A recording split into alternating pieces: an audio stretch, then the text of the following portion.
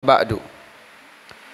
Allahumma anfa'na bima 'allamtana wa 'allimna ma yanfa'una wa zidna ilman. Walhamdulillah ala kulli hal wa na'udzu billahi min hali ahlin nar.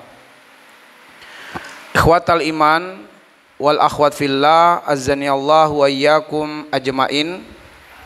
Kita bersyukur kepada Allah atas kemudahan yang Allah berikan kepada kita untuk bisa menjalankan kewajiban sebagai hamba Allah, salat maghrib secara berjamaah, dan kemudahan yang Allah berikan untuk kita bisa berkumpul dalam satu majelis yang di dalamnya kita mengagungkan Allah Subhanahu wa taala, mengangkat ayat-ayat Al-Qur'an, mengangkat hadis-hadis Nabi sallallahu alaihi wasallam.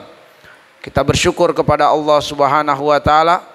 Allah kuatkan ukhuwah kita sebagai seorang muslim, dan semoga kemuliaan-kemuliaan yang Allah berikan kepada kita pada kesempatan yang sangat berbahagia ini mendatangkan keberkahan bagi hidup kita semua.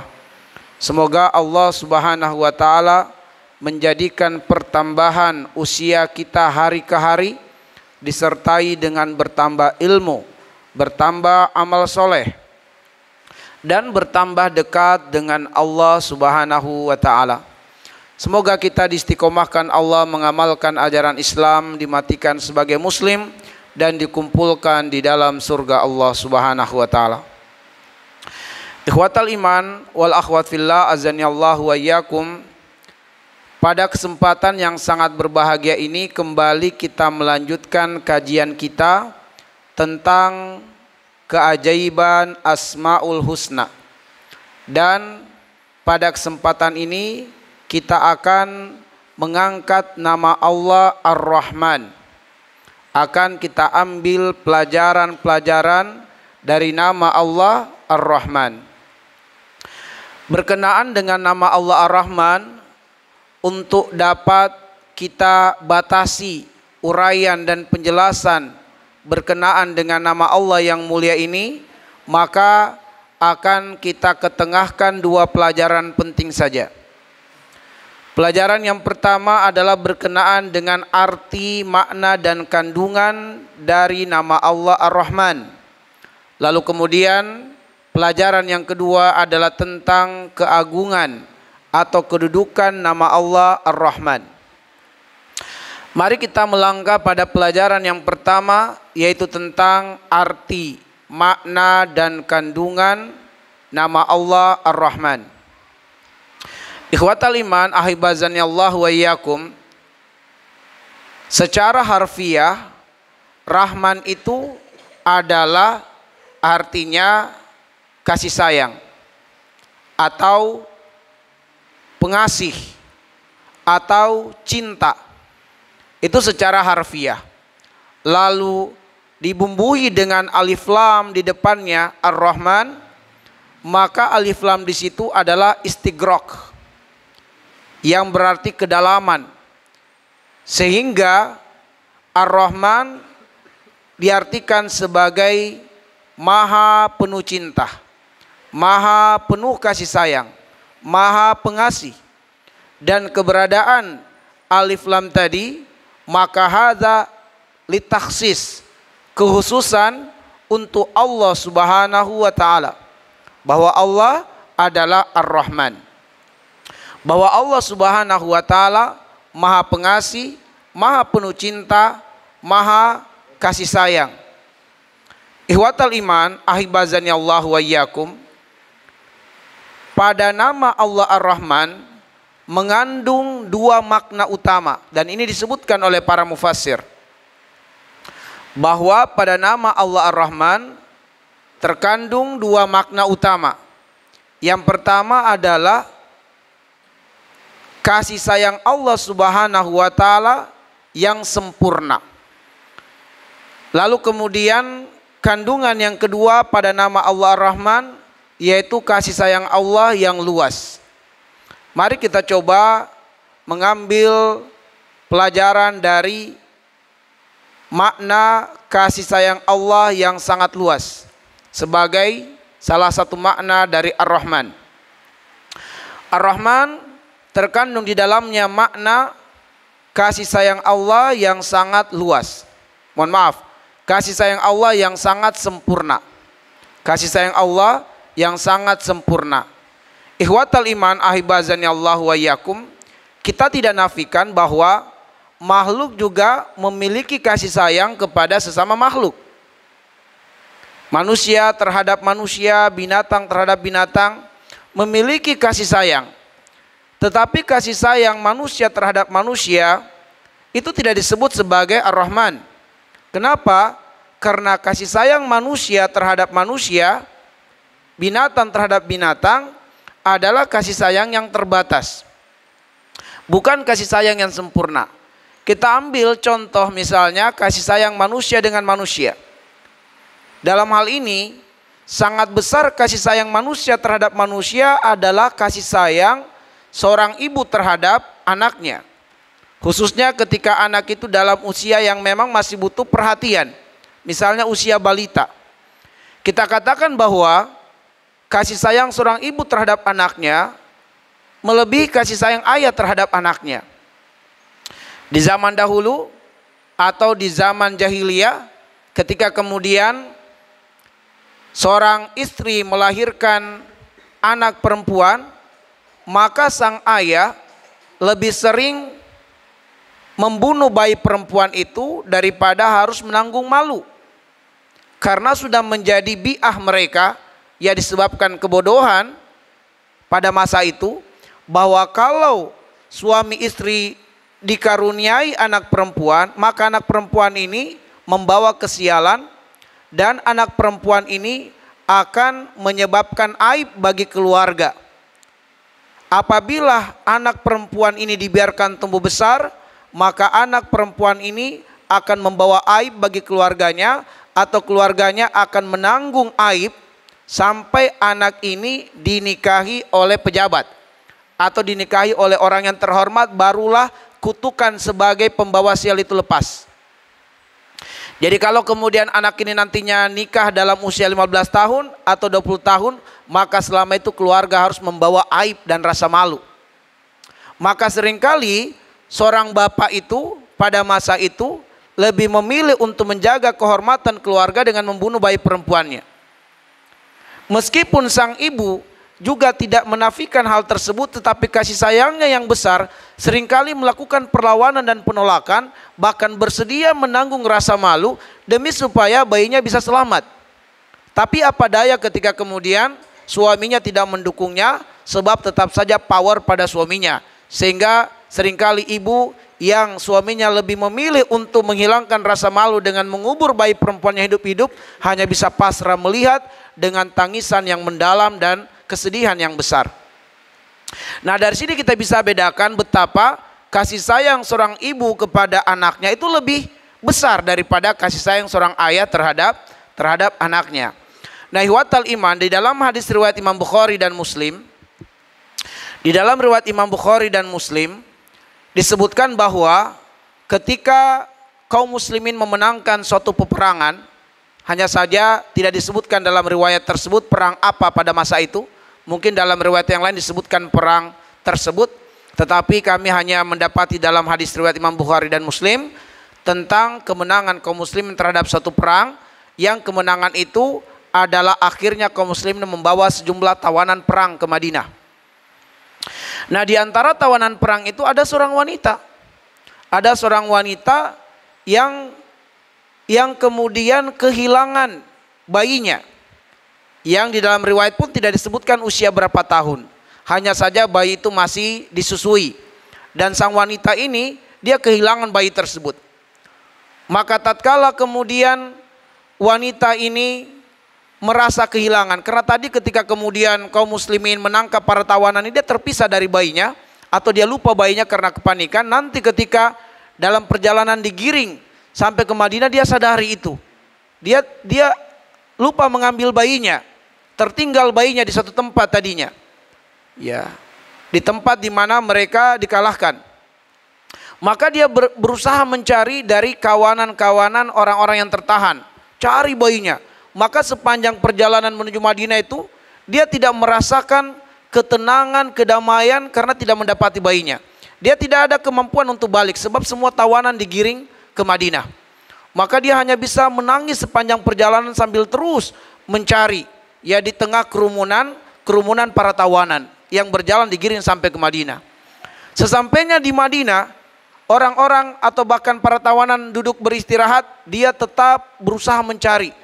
Dia tetap berharap dari kerumunan yang diterobosnya itu dia mendapati sosok bayinya. Bahkan mendengarkan tangisannya pun sangat dirindukannya.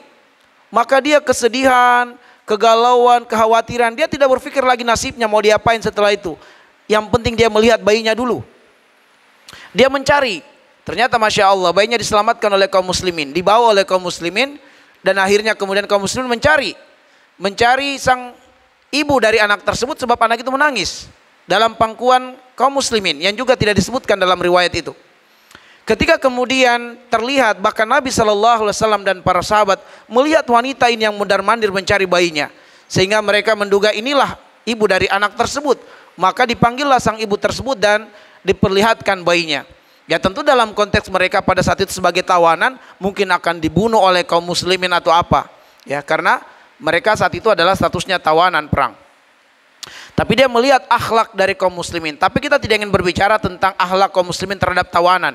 Tapi ketika kita lihat bagaimana muslim yang telah membawa bayi itu segera memberikan bayi itu kepada sang ibu, dan itu disaksikan oleh Nabi, disaksikan oleh sahabat-sahabat lainnya, maka sang ibu langsung mendekap bayi tersebut.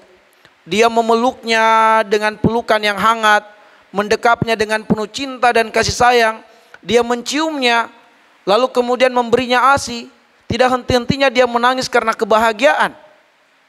Maka Rasulullah SAW yang menyaksikan pemandangan itu bersabda kepada sahabat-sahabatnya, "Ara'aitum hadhihi tarihatan waladaha finnar?" Apakah menurut kalian, kata Nabi kepada sahabat-sahabat yang juga menyaksikan pemandangan itu, "Ara'aitum hadhihi tarihatan waladaha finnar?" Apakah menurut kalian wanita ini akan melempar bayinya ke api? Apakah menurut kalian wanita ini akan melemparkan bayinya ke api? Setelah kemudian para sahabat menyaksikan betapa gusarnya sang ibu mencari sang anak, betapa sedihnya dia menerobos kawanan-kawanan para tawanan untuk mencari bayinya, sehingga ketika dia menemukan bayi itu dia peluknya, diciumnya, diberinya ASI, maka sahabat mengatakan, "Wallahi, demi Allah, tidak mungkin bayi ini akan dilempar ke api oleh ibunya, enggak mungkin." Betapa ibunya kehilangan sang bayi tadi, demikian gusar perasaannya, demikian gundah jiwanya, sehingga terlihat bagaimana ekspresi dia tatkala mendapatkan bayinya aman dan selamat. Gak mungkin ibu ini akan melempar bayinya ke api. Maka Rasul bersabda kepada sahabat-sahabatnya, "Allahu arhamu bi ibadihi min hadhihi biwaladiha." Bahwa Allah Subhanahu wa ta'ala lebih pengasih dan lebih penyayang kepada hamba-hambanya melebihi cinta dan kasih sayangnya ibu ini kepada anaknya. Ya. Masya Allah. Bagaimana Nabi SAW mengambil ibrah, mengambil pelajaran, langsung segera mengaitkan dengan tauhid, mengaitkan dengan Allah Subhanahu wa ta'ala, agar kaum muslimin merasakan betapa cinta dan sayangnya Allah kepada hambanya. Nah, ihwatal iman, maka sebesar-besarnya cinta dan kasih sayang seorang ibu kepada anaknya tetap tidak disebut sebagai Ar-Rahman. Sebab cinta dan kasih sayang ibu terhadap anaknya itu terbatas. Sedangkan cinta dan kasih sayang Allah kepada makhluknya tidak terbatas. Ihwatal iman, seorang ibu sangat cinta dan sayang kepada anaknya, sangat perhatian kepada anaknya. Tapi tatkala anak sudah tumbuh besar, maka cintanya mungkin berkurang. Oke lah kalau ada yang mengatakan cintanya tidak berkurang Ustadz, oke, tetapi perhatiannya berkurang. Ya, tidak sebagaimana ketika kita dalam usia di bawah 10 tahun misalnya. Cinta dan perhatian orang tua begitu besar. Tapi seiring waktu berjalan sehingga kita menjadi tumbuh besar, mungkin cinta orang tua kita tidak berkurang, tapi perhatiannya kepada kita kurang. Karena apa? Cinta dan kasih sayang seorang ibu kepada anaknya terbatas. Karena seorang ibu itu adalah manusia yang zatnya lemah, zatnya tidak sempurna, maka cinta dan kasih sayangnya juga terbatas kepada anaknya. Ada sebuah berita ikhwatal iman, berita yang viral, bagaimana seorang anak yang sedang disusui oleh ibunya mati karena ditindih oleh ibunya yang sedang ketiduran. Ceritanya adalah sang anak ini sedang disusui oleh sang ibu. Ya, sedang duduk di ranjang nih. Sang anak disusui. Tiba-tiba sang ibu karena kelelahan yang besar, keletihan yang luar biasa, diserang dengan rasa kantuk yang berat. Rasa kantuk membuat dia terbaring, terjatuh ke belakang dalam keadaan anak masih disusui dan anak tetap masih menyusu pada masa itu. Tapi karena tertidur yang lelap, tak sadarkan diri, dia berbaring dengan cara dia miringkan badannya ke kanan. Dan tanpa sadar ketika dia miringkan badannya itu, dia menindih anaknya. Dia menindih anaknya. Dan anak ini mati karena kesulitan bernafas. Ya. Dia menangis anak ini, tapi terdengar oleh sang ibu karena rasa kantuk yang demikian berat. Tentu faktor kelelahan. Tapi apa daya ketika sang ibu telah membuka mata, dia telah mendapati bayinya sudah menjadi jasad yang kaku. Betapa sedih sang ibu. Cinta dan kasih sayangnya, tapi karena terbatas, dia tidak mampu menjadikan anaknya hidup dan bertahan. Bahkan anaknya mati dalam cinta dan dekapan kasih sayangnya. Terbatas ihwatal iman. Hanya karena tertidur, anaknya menjadi meninggal, menjadi jasad yang kaku. Maka di sini kita bisa fahami bagaimana Allah Subhanahu wa taala mengabarkan dan menjelaskan kepada kita, la ta'khuzuhu sinatu wala naum.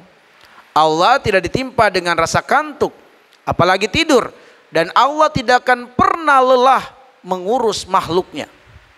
Allah tidak akan pernah bosan memberikan cintanya, sayangnya kepada makhluknya.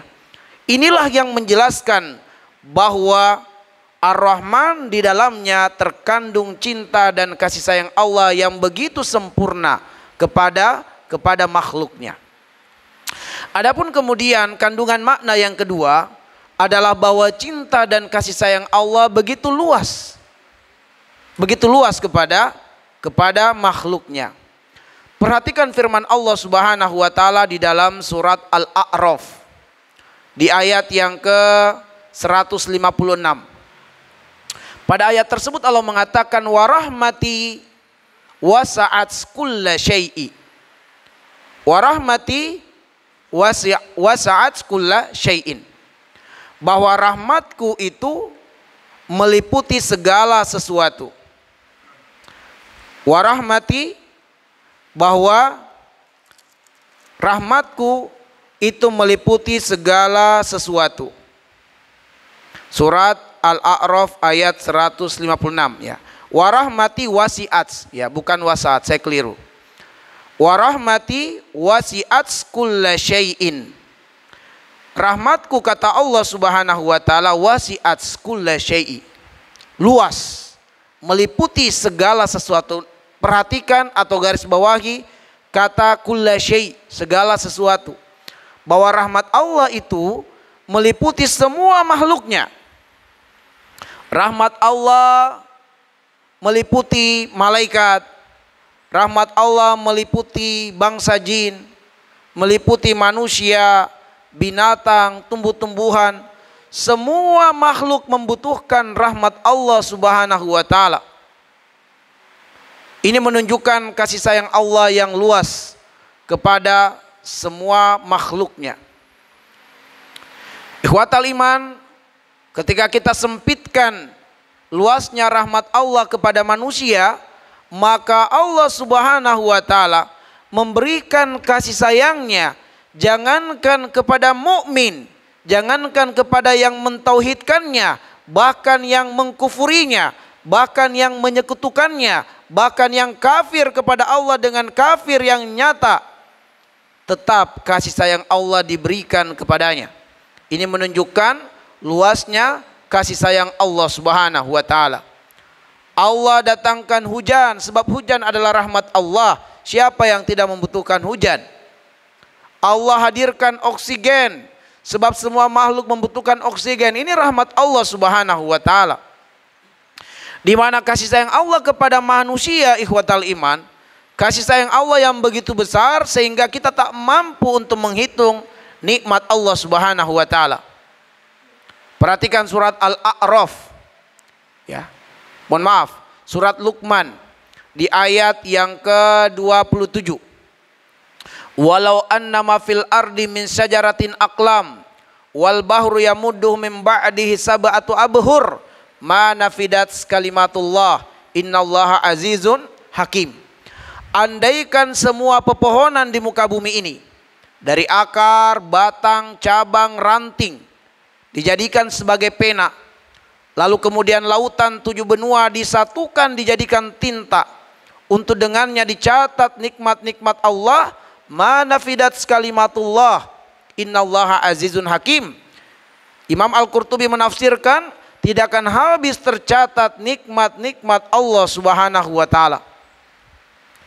Allah yang maha perkasa, maha bijaksana, yang teramat tahu akan kelemahan dan kekurangan kita.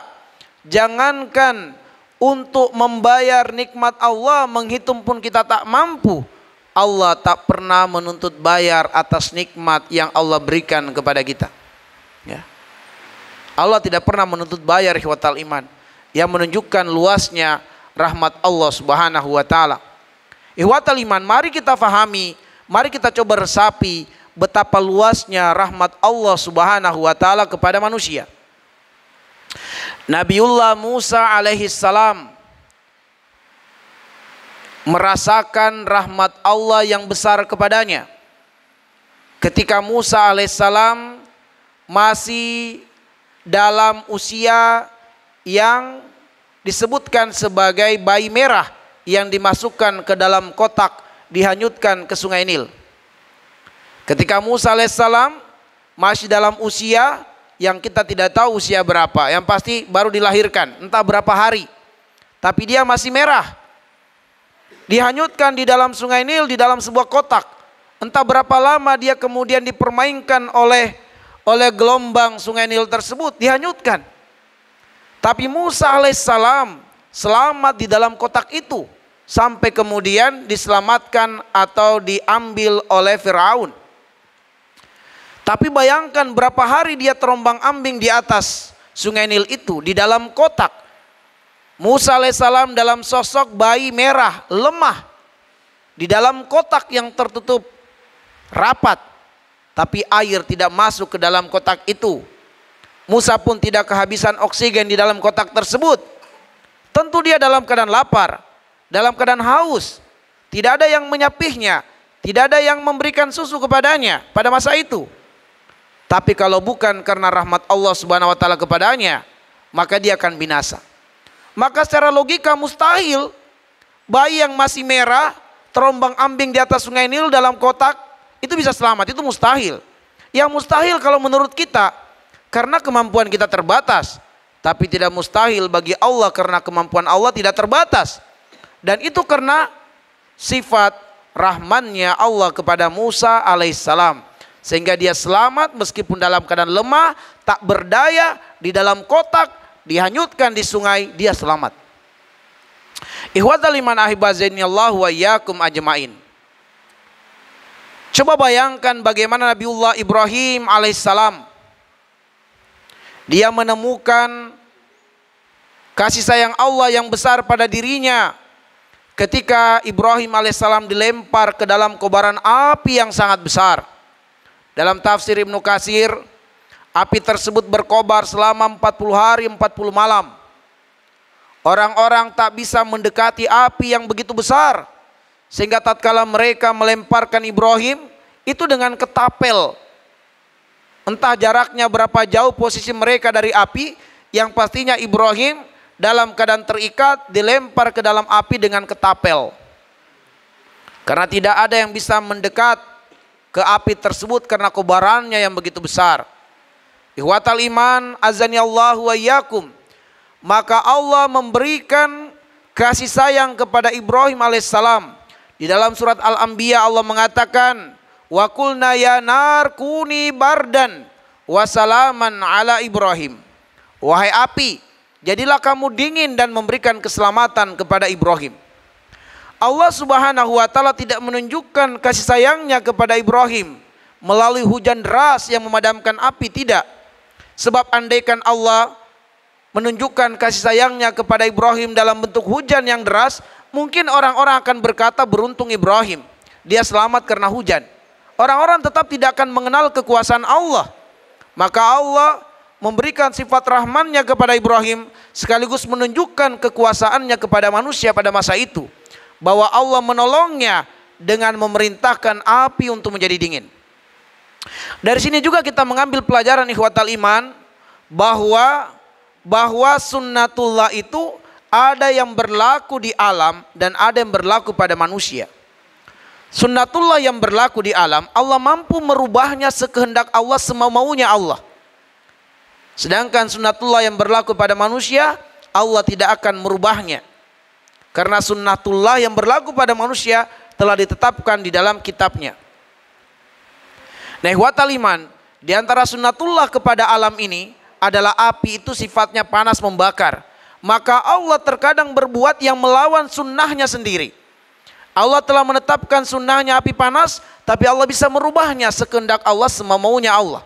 Dan tidak ada yang bisa menghalangi Allah. Tetapi ikhwatal iman, sunnatullah kepada manusia bahwa Allah pasti menolong orang-orang yang beriman tidak akan pernah berubah.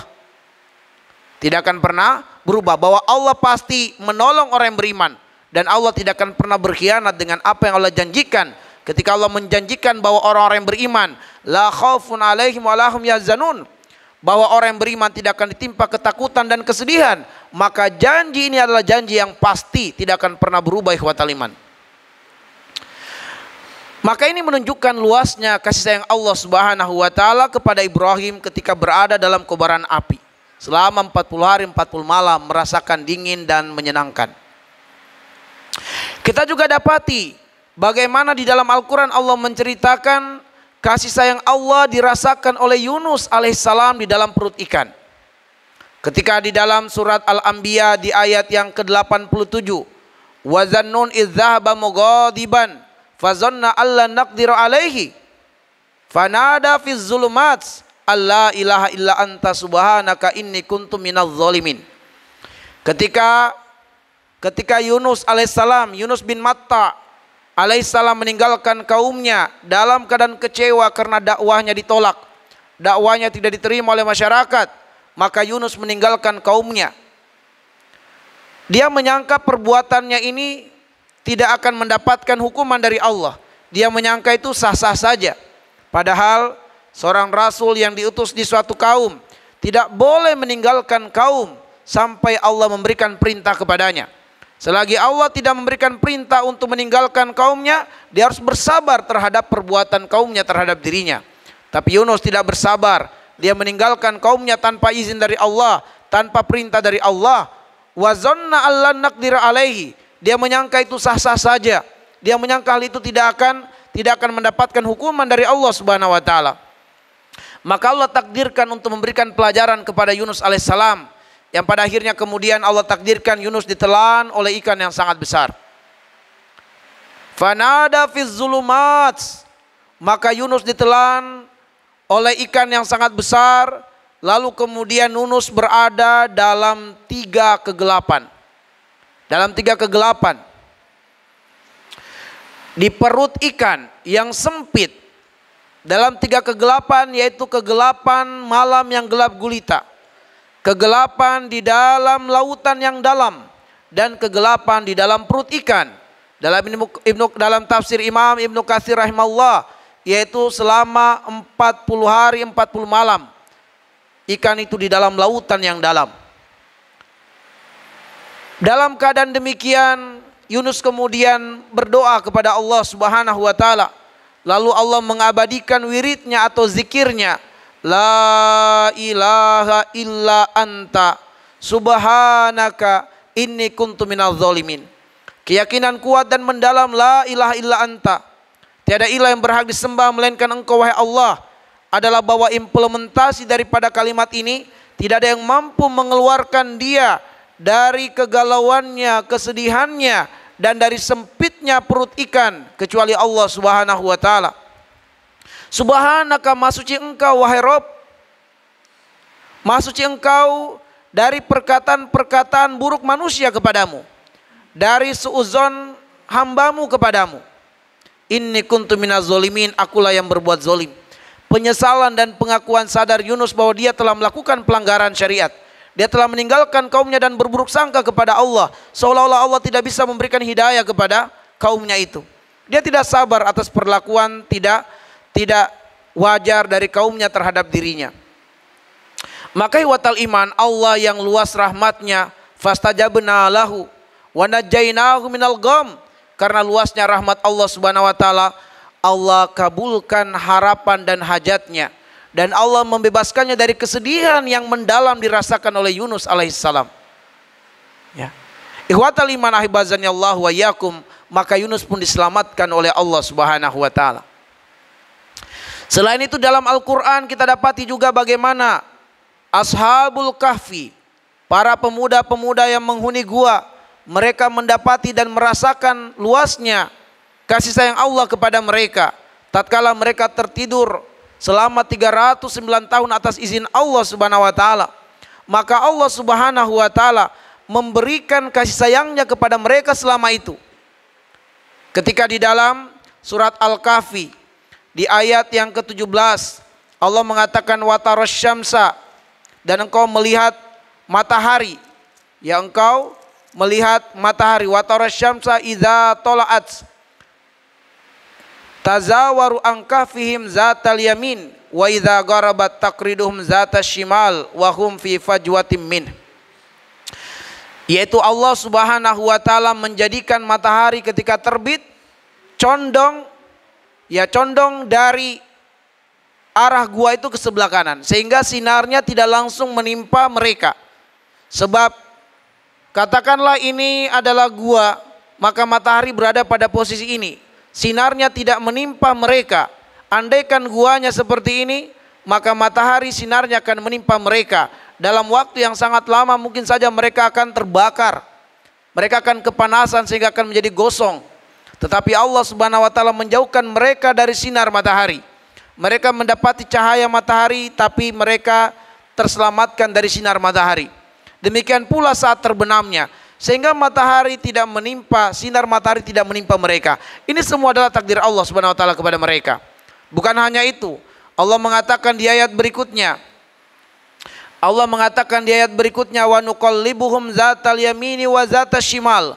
Allah membolak-balikkan tubuh mereka ke kanan dan ke kiri, sehingga sel-sel tubuh mereka tidak mati karena lama berdiam dalam satu posisi. Tubuh mereka juga tidak didekati oleh cacing-cacing tanah karena bergerak. Ini adalah bentuk kasih sayang Allah Subhanahu wa taala kepada mereka selama 309 tahun. Nah, ikhwatal iman ahibazani Allah wa iyyakum ajmain. Sekarang renungkan dan perhatikan telapak kaki kita saat ini. Di mana kita berpijak saat ini? Apakah kita sedang berada di dalam kotak? Apakah kita sedang di dalam kobaran api? Apakah kita sedang di dalam gua? Apakah kita sedang di dalam perut ikan? Tidak, ikhwatal iman. Lalu kenapa kita seringkali ragu kepada Allah Ar-Rahman? Kenapa seringkali kemudian kita tidak mengandalkan kehebatan Allah Ar-Rahman? Siapa di antara kita yang tidak punya masalah dalam hidup? Tapi sudahkah kita curhat kepada Allah? Kenapa kita ragu kepada Allah? Padahal Allah telah tunjukkan dalam Al-Quran betapa hamba-hambanya yang dalam kesulitan, dalam kegelapan, dalam tempat yang sempit, namun kasih sayang Allah meliputi mereka. Pertolongan Allah dekat dengan mereka. Lantas kita yang dalam keadaan berpijak di muka bumi, tidak pada ruangan yang sempit, tidak dalam kegelapan yang mendalam, kenapa kita ragu akan kedekatan Allah untuk menolong kita? Kenapa kita ragu akan luasnya kasih sayang Allah pada diri kita? Banyak orang kemudian meragukan kedekatan Allah dan pertolongan Allah pada dirinya, sehingga banyak orang yang pada akhirnya mereka bunuh diri. Banyak orang yang stres, banyak orang yang ditimpa dengan kegalauan, kesedihan mendalam ketika dokter mengatakan penyakitmu tidak bisa lagi disembuhkan. Dia stres, dia lupa bahwa pertolongan Allah lebih dahsyat daripada kemampuan sang dokter. Ini semua adalah alamat dan bukti betapa banyak manusia belum mengenal Allah Ar-Rahman.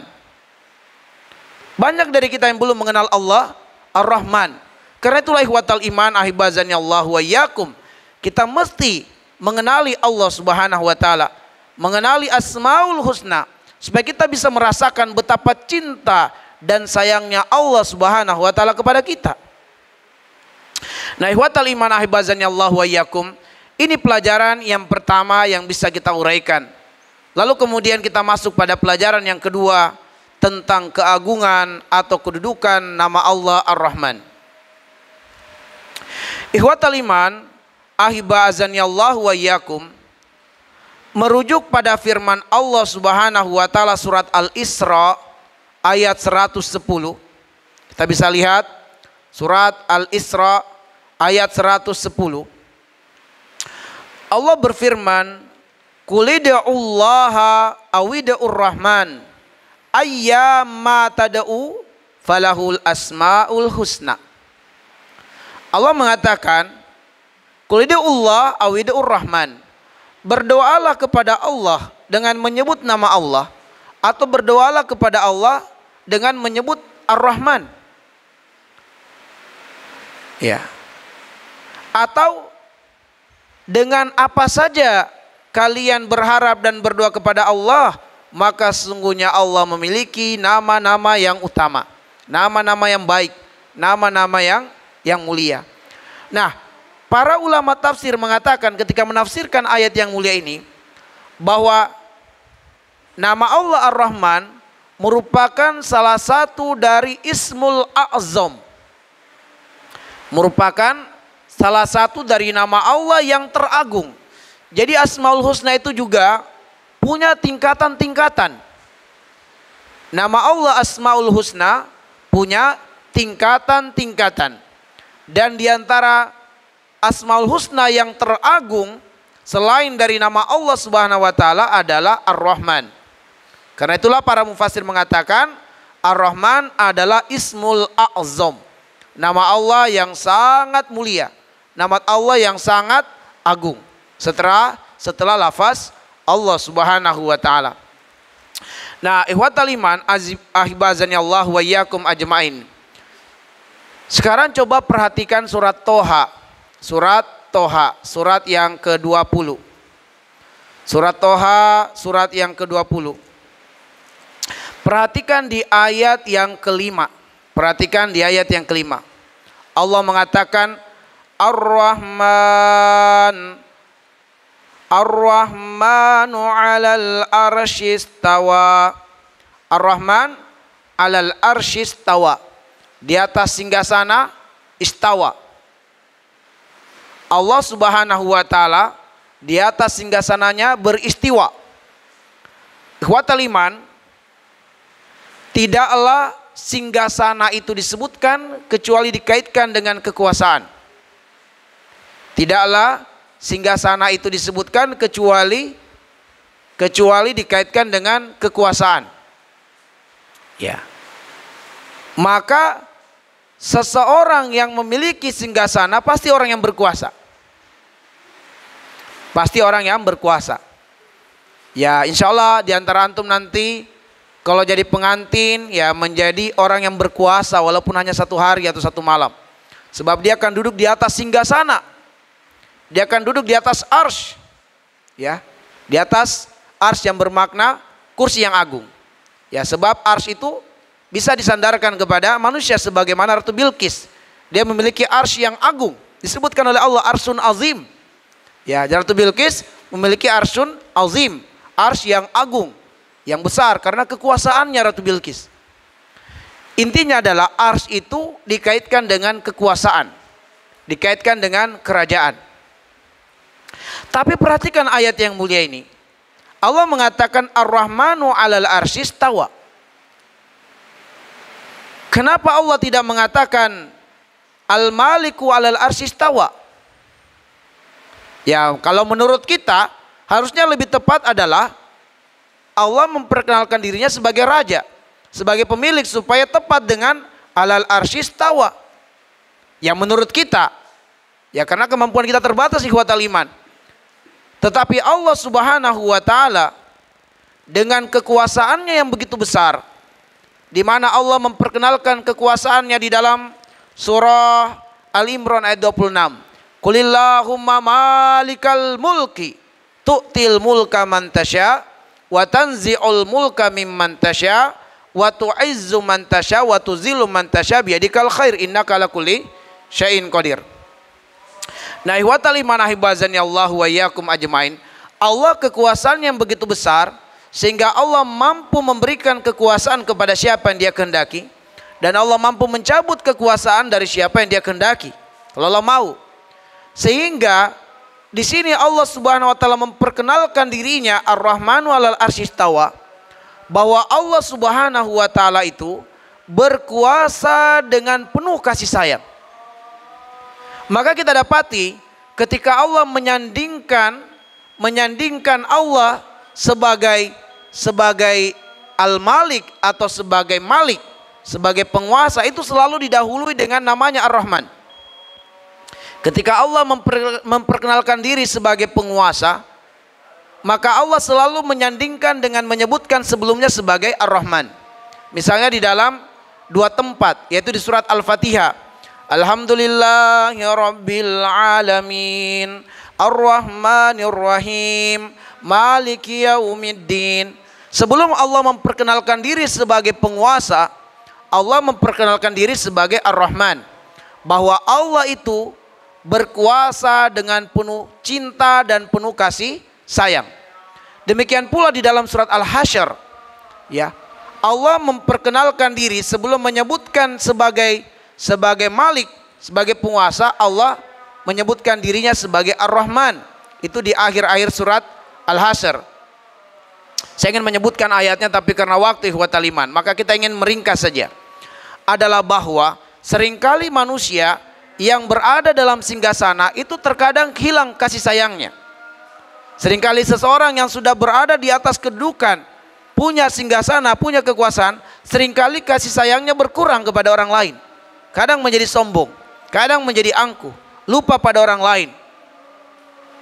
Tetapi Allah Subhanahu wa taala, meskipun Dia sangat berkuasa, tetapi tidak pernah hilang kasih sayang Allah Subhanahu wa taala kepada makhluknya. Maka Allah adalah raja yang berkuasa dengan penuh kasih sayang kepada makhluknya. Ikhwatal iman ahibazani Allah wa iyyakum, karena waktu saya ingin menunjukkan sebenarnya betapa kedalaman makna yang luar biasa Allah sebagai Ar-Rahman dan juga sebagai penguasa. Namun karena waktu, mudah-mudahan pada kesempatan yang lain ketika kita membicarakan atau membahas nama Allah sebagai Ar-Rahim, kita bisa angkat sedikit tentang kedalaman akan Allah Subhanahu wa taala sebagai penguasa yang berkuasa dengan kasih sayang. Kita cukupkan kajian kita pada kesempatan ini dengan mendalami makna Allah Ar-Rahman. Semoga kita mendapatkan pelajaran dan semakin kita rasakan pengaruh di hati kita kedekatan dengan Allah Subhanahu wa taala. Nakhtafi bihadzal qadar, nas'alullah ayyaj'alana minal ladzina yastami'una al-qawla wa yattabi'una ahsana. Subhanakallahumma wa bihamdik asyhadu an la ilaha illa anta astaghfiruka wa atubu ilaik. Assalamualaikum warahmatullahi wabarakatuh.